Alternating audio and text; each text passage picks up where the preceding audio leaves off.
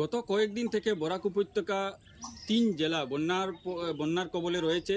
ইতিমধ্যে বিভিন্ন নদী উপনদীগুলোর জলস্তর কমতে শুরু করায় বন্যা পরিস্থিতির কিছুটা উন্নতি হয়েছে, কিন্তু তা সত্ত্বেও গত ৫ দিন থেকে একটা পরিবার দেশি নৌকার মধ্যে বসবাস করে আসছেন।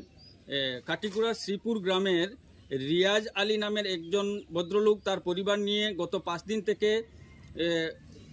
দিন থেকে একটা দেশি নৌকার মধ্যে বসবাস করছে। নৌকার মধ্যে পলিথিন এবং বাঁশ দিয়ে একটা গুমটির মতো এটা চাল তৈরি করেছে এবং তার ভেতরে তারা রান্নাবান্না করছেন।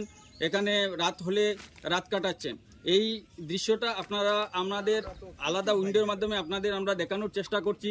সেই পরিবারের লোকদের সঙ্গে আমরা কথা বলেছি এবং তাদের বিভিন্ন সমস্যার কথা আমরা জানলাম তাদের কাছ থেকে, যে তারা গত ৫ দিন থেকে নৌকার মধ্যে রয়েছেন এবং সেখানেই তারা খাওয়া দাওয়া করছেন। রাত হলে এখানেই তারা স্ত্রী সন্তানদের নিয়ে রিয়াজ আলী সেই নৌকাতেই রাত কাটাচ্ছেন।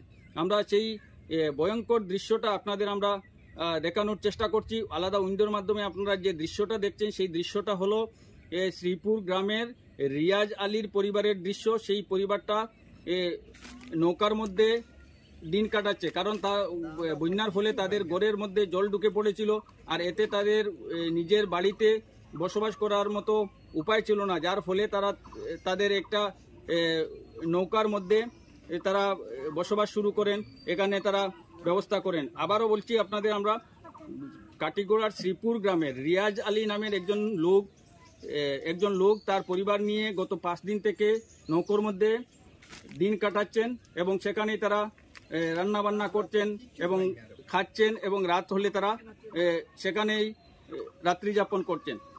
রাস্তার পাশেই তারা নৌকাটাকে একটা গাছের সঙ্গে বেঁধে রেখেছেন এবং সেই নৌকার মধ্যেই তারা বসবাস করছেন। সেই দৃশ্যটা আপনারা দেখতে পাচ্ছেন, সেই দৃশ্যটা কিন্তু একেবারে স্বাভাবিক নয়, কারণ একটা ভয়ঙ্কর দৃশ্য।